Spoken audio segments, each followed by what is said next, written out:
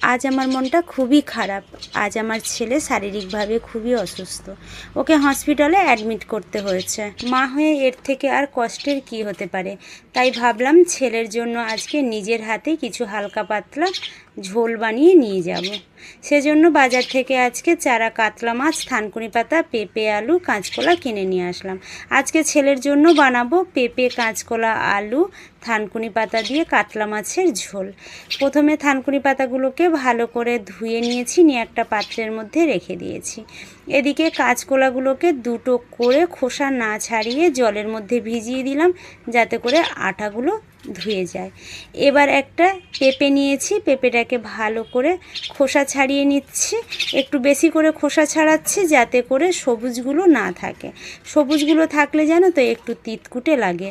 এবার পেঁপেগুলোকে লম্বা লম্বা করে কেটে নিয়েছি, আর কাঁচকলাগুলো জলে ভিজিয়ে রেখেছিলাম ওটারও ভালো করে খোসা ছাড়িয়ে নিয়েছি। আমার ছেলে আবার একটু পিটপিটে, সব জিনিসের ভালো করে খোসা ছাড়াতে হবে, খোসা থাকলে হবে না।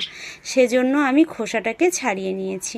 এদিকে আলুরও খোসা ছাড়িয়ে নিয়েছি, ছাড়িয়ে আলুটাকে লম্বা লম্বা করে কেটে নিয়েছি। সবজি কাটা শেষ, এবার সবজিগুলোকে ভালো করে ধুয়ে নিয়েছি। এবার কাতলা মাছগুলোকে ভালো করে কলের তলায় ফেলে ধুয়ে নুন হলুদ মাখিয়ে কড়াইতে সর্ষের তেলে মাছগুলোকে ভাজতে দিয়েছি। মাছগুলো যত সময় ভাজা হচ্ছে তত সময়ে আমি মশলাটা পেস্ট করে নেব মিক্সির মধ্যে। মিক্সিতে মশলার মধ্যে দিয়েছি আদা, থানকুনি পাতা, জিরে গুঁড়ো, ধনিয়া গুঁড়ো, অল্প জল দিয়ে ঢাকনা দিয়ে মিক্সিতে মশলাটা পেস্ট করে নিয়েছি।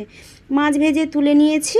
এবার আমি তেলের মধ্যে 5 ফোড়ন, শুকনো লঙ্কা ফোড়ন দিয়ে বেটে রাখা মশলাটা দিলাম। স্বাদ মতো নুন, পরিমাণ মতো হলুদ দিয়ে ভালো করে মশলাটাকে কষিয়ে নিয়েছি। মশলা থেকে তেল ছেড়ে গেছে। এবার পেঁপে, আলু, কাঁচকলা দিয়ে ভালো করে মশলার সঙ্গে সবজিটাকে ভালো করে নাড়াচাড়া দিয়ে ভালো করে কষিয়ে নিলাম। নিয়ে এবার জল দিয়ে দিলাম।